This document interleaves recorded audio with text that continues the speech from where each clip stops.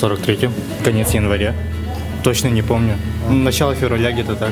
Сталинградская битва закончилась 2 февраля 1943 года. Сталинградская битва окончилась в 1943 году. В 42-м нет? В 43-м, не знаю, где-то так.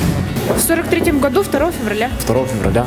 2 февраля 43 года. Началась она 17 июня и закончилась 2 февраля 1943 года.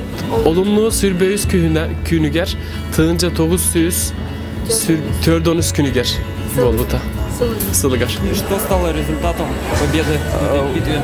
В общем, это начался перелом в войне, потому что Сталинградская битва это было последним крупным наступлением немецких войск. Немецкие войска были окружены, и это позволило советским войскам начать перехватывать инициативу. Это был такой переломный момент, когда тогда у советской армии появилось преимущество перед немецкой. И тогда после этого наши уже пошли в наступление. Начало коренного перелома в ходе Великой Отечественной войны. После этого Курская дуга, потом Берлин. Один из ключевых моментов был. Переломный момент, если советские проиграли в Сталинградской битве, то они уступили бы речные течения Волги немцам и нефтяные запасы в Баку. Как сейчас называется город Сталинград? Волгоград. Волгоград.